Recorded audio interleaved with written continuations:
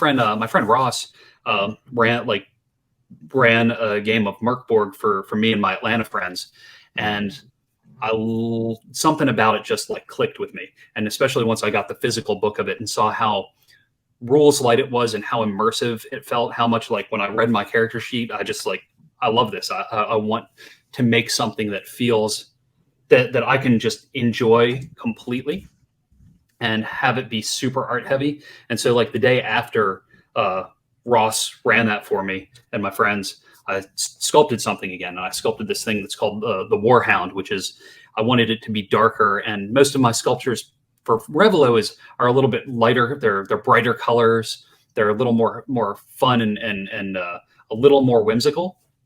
And this, I wanted to just have black, white, grays, and maybe one other color. And I made this big mod creature that once I created it, just like the Revelo stuff, I was like, I need this to have a world or setting for it to be in. And I didn't want to do it for Mork Borg, even though so they have a third party license and anybody can write stuff for it. So instead I was like, I want to make a sci-fi setting. And so I reached out to Ross. I was like, hey Ross, I've sculpted this thing. I want to make a sci-fi setting for this. Do you want to join in? Because whenever I'm making stuff, I usually try and pull one of my friends in and see if they want to be involved. And he's a great graphic designer, and he's a solid writer. And so together we came up with the overall concept for Vast Grimm and started working on that prior to me getting hired on by Infinite Black. At which point we were already pretty far into it, and I was like, hey, you have a horror base audience. This is a sci-fi horror RPG. Do you want to publish it? Because I think it would be a good fit. And so that is starting to ship out in the US to people later this week, finally. No, I don't have mine yet because I was seeing the shipping notification. Let me bring that up. Let me bring this up over here. So this is Vast Grimm, the new RPG. And there's actually a few different things I want to say about this. But this one is the GameFound campaign has already run. Yes. Okay, it says you can late pledge for it. And actually, shipping now. There's no way to actually click on the late pledge now. Oops. Yeah, it's weird how it works. So at the moment, it's in the intermediate stage. The campaign has run the late pledges, and so it's shipping now, and then will later be on websites for direct purchase. Yep, exactly. Okay. Because I'm looking forward to getting mine. And I've got the potion dice over here. Oh, excellent. Grab those because on the website, on the YouTube channel, I did an unboxing and review of the potion dice because these were intermediate. So these were also done by Brian. My review of these are on the channel. But then when I get Vast Grimm, I'm really interested in taking a look at it as well. And I'm going to put it on the list of things to look at on the website. Thanks. As well. Yeah, I'm really excited about it. Right now it's the one I'm the most passionate about moving forward and continuing to build out the universe because it's got a really light framework of what's there. It has a third-party license, so anybody can create stuff for it. There's already people that have released PDFs, adventures, and classes and things like that on itch. There's one guy that's released stuff through Exalted Funeral, like a one-page adventure that's printed that people can buy. That's Vast Grimm stuff.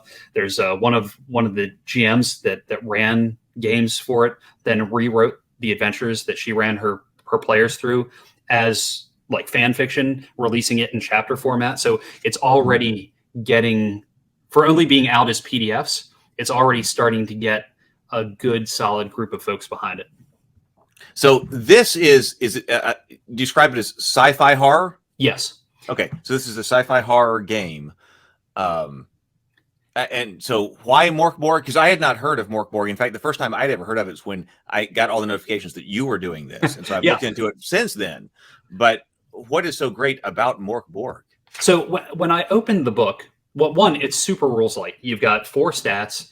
It's all a D20 base. You have a -3 to a +3. And almost everything is really flavor driven. The writing of it really speaks to me as to how you read the description of the characters and how easily you can be like, yeah, I'm going to die today, but it's okay. They have an online character generator where you can just click on it. And as you read it and you read the classes and the descriptions and the things that are completely wrong with this character, it's almost like you have a willingness to go into it and go as far as you can, like really push the limits of your character, knowing that you probably won't make it. And then then you do, and then you fall in love with the character, because like there isn't a whole lot of time up front investing in character creation because you can do it so quickly. And we adopted the same thing for Vast Grimm. On vastgrimm.com, we have a character generator. You can click to obliterate your character and it generates a new one. Click obliterate or it generates a new one. And most people go into it thinking like, okay, I'm not going to make it through the day. So they're willing to like do the crazy stuff and just be very gonzo in the whole storytelling side of it, because the universe is coming to an end. These giant worms have taken over. People are infected with these worms, and there's a mechanic that counts down the universe's demise. So you're trying to survive the day or maybe escape to another parallel universe. So it really has it can be a very wild ride. Well, you know, my philosophy on RPGs now is that characters need to be created in 15 minutes or less. Yep. Because if you spend 4 hours making a character, then, you know, and it dies in 30 minutes. I mean, I understand that you're upset. So, right. You know, the characterization and things like that, that can develop. But I mean, as far as the, you know, over sessions or whatever, as far as getting your stats something that can play, I personally am now very much in favor of let's start and let's, you know, it shouldn't get take people that long into the game playing as fast as they can, and get storytelling together as quick as you can. Yeah, that's where I am thinking on that. Okay, so that is shipping now. I want to talk about the sculpture and the art side of Vast Grimm, because I've got that as well. Let me try to pull that up, because you've got pictures of that on your website as well.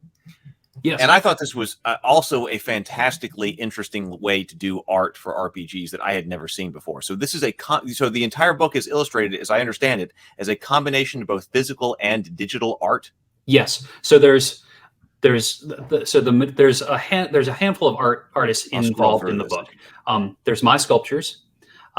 There's some of David LaRocca's traditional illustration mixed with some digital illustration. There's some of Alan Panicle's art that's been woven into it. And then Ross Brandt, who did a chunk of the writing and developed it with me, did a couple of spreads or a couple of illustrations. And then there's a couple other little spot illustrations. But then there's also a lot of heavy graphic design work by both myself and Ross that kind of mashes all of the styles together. It's one of the things that we tried to do when approaching the page spreads was make it so that every page spread was different, and so that it all felt like we want you to open the book and it feel like this is a rock poster in some way. Like we wanted it to have a very punk rock vibe to it between the colors and plus the music that I grew up listening to and Ross grew up, you know. So we wanted to kind of, whereas Mork Borg is a very heavy metal influence book, we want this to be a little more pop punk, like a little more punky feel to it. So having the 3-dimensional and the 2-dimensional stuff just kind of layered, it all just kind of blends together really well. So this Astro Zombie is like on the cover, or actually may not be on the cover itself, but I mean, I see this as a promotional image. Yes. A lot with so you did this as a physical sculpture? Yes, I did. I got this plastic skull, and then I sculpted on top of it, and I cut into it, and then I got this kid's toy astronaut helmet, and I got a jigsaw and cut into it and started breaking it apart, and then I roughed everything up and I sculpted on top of it and added paint to it. So it was like just a weird mixed media piece that I threw together. And then I didn't realize that all this was that you were doing the approach to the art in this book in this way until I had seen that, like you posted on Instagram or something like this, the telestation here. Yes. Because when I look at that picture right there, I would have thought that it was all digital or all a painting, but this was actually a physical space station that you sculpted and then it's a composite. It is. Like if you look at the weird, like almost like cowboy hat type pieces that are going around the outside of it, those were little single-serving Pringles plastic cups that my kids were eating, that I just keep all the random bits of plastic and things and use those in different to use in sculptures. Well, I'm fascinated by this, and I'm also very inspired by it because, you know, when Dave and I were doing Journey Tree of Sorrows, you know, it was all done through his traditional art, and that was extremely time consuming in order to produce a kind of piece. And so when I'm looking at the Tales of Rabavania and Theophany and that I've got to have a way to be able to produce art that can be done faster than that, because absolutely, you know, And so here is one way, especially that I was thinking about after I had seen what you were doing, that you've got these physical pieces that you create. Because I've got the workshop, on the channel. I've been doing, the upgrading board games, stuff like that. And I love doing the physical kinds of crafts and things like that. That to produce those pieces, and then that way they can be photographed in different, directions and stuff like that, and then combined in different ways. And I really think that's a really interesting way to potentially produce the amount of art that's required for these pieces, for these works. Yeah, exactly. And especially if you're taking it into a Photoshop or like Affinity Photo or something like that anyway, you can manipulate it and do things to it. So it's not just like the straight photograph. And like with that telestation, like I got a bunch of pieces from just kit bashing, just taking bits and pieces of Gundam models and putting those things together, and then finding random bits of, like, I've got a trash bucket under my desk of pieces of random things that just happen to get thrown in there from our day-to-day stuff. And then Bitbox. What's that? A bitbox. Yeah, exactly. To collect. Yeah. And then I've got a bigger one out in the shed for other pieces that I dive into every now and again.